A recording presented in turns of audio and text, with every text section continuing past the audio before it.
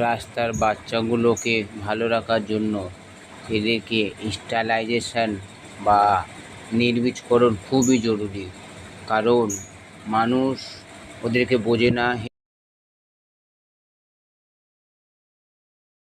কখনো গরম জল গায়ে দিয়ে দেয় বা কখনো মেরে পা ভেঙে দেয়, মেরে দাঁড়ায়। বাচ্চা হলে অনেক সময় আমরা দেখি গাড়ি অ্যাক্সিডেন্ট হয়ে রাস্তায় পড়ে আছে। এসবের কারণ যত এদের সংখ্যা বৃদ্ধি পায় তত মানুষের টর্চার এদের ওপর বাড়তে থাকে। তো এদেরকে ভালো রাখার একমাত্র উপায় হলো স্টেরিলাইজেশন বা নির্বীজকরণ।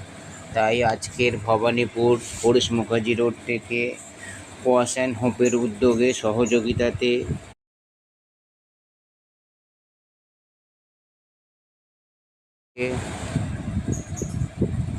টোটাল 10টা ফিমেল কুকুরকে স্টেরিলাইজেশন করতে মাদারহাট এনজিওতে পাঠিয়েছি, যাতে ওরা ওখানে স্টেরিলাইজেশন করে নিজের এরিয়াতে ফিরে আসে, বংশবৃদ্ধিটা কম হয়। সেই কারণে ওদেরকে আজ পাঠানো হয়েছে স্টেরিলাইজেশনে। সব কটা বাচ্চাকে ধরতে পাড়ার কিছু মানুষ আর আমার এক বন্ধু হেল্প করেছে। স্টেরিলাইজেশনের ফলে ওদের খাবারও টান পড়ে না, বংশবৃদ্ধিও হয় না, রাস্তা ওদের সংখ্যা কম থাকার ফলে মানুষের অত্যাচারটা খুব কমই হয়। সেই জন্য ওদেরকে ভালো রাখার একমাত্র উপায় ছিল স্টেরিলাইজেশন করা। আমার পাড়াতে সবই হয়ে গেছে, শুধু এটা অন্য পাড়ায় ছিল। অনেকবার রিকোয়েস্ট করার পরে আজ ওইবার আমি আর বন্ধুর সহযোগিতাতে ওদেরকে সবকে ধরে ধরে তোলা হয়েছে। 5 দিন পরে ওদেরকে আবার রিটার্ন নিজের এরিয়াতে ফেরত দেওয়া হবে।